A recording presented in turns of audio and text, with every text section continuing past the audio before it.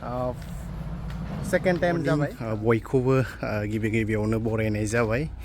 दा बे समाव चिरांनि सिदला काशिकात्रा गामिनि एबा हायनारि भिलेजाव जों दंफैयो स' जोबोर क्लिननेस नै जायगाफोरखौ नाय सुपार जोबोर साखोन सिखोन जेबो मैला कागज बायदिसिना मैलाफोरखौ बेयाव गारनायखौ नुवा माने नै डास्टबिन होनना दोनखादो नै डास्टबिन बेबायदि डास्टबिन होनना दोनदो नै नोंथांमोनाबो भिजिट खालामफैनो हागोन बरियानो मडेल भिलेज क्लिनेस्ट भिलेज हायनारि भिलेज वाव नै बेयाव जिरायनो थाखाय बनायना दोनदों बेयाव जिरायनो हागोन नै दा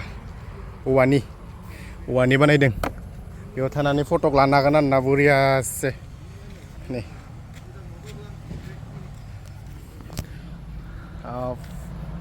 सेकेन्ड टाइम जाबाय नैबे जायगायाव हायनारि भिलेजाव फैनाया बाट आं भिडिअ बनायाखैमोन दिनै भिडिअ बनायफैबाय नै जोबोर साफाखा नोंथांमोनाबो भिजिट खालामफैनो हागोन नै दा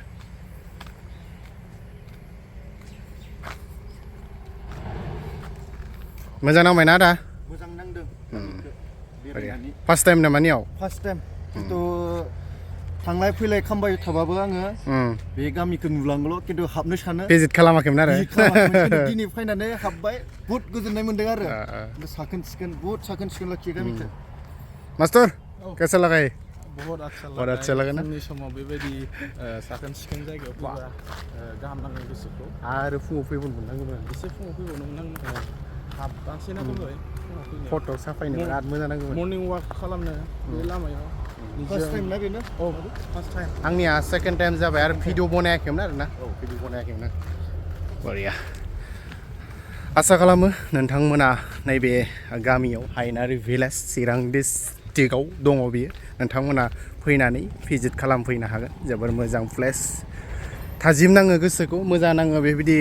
क्लिनेस गामिफोर जों नुयोब्ला मोजां नाङो आरोना स' बेखिनियानोसै बाय बाय थेंक इउ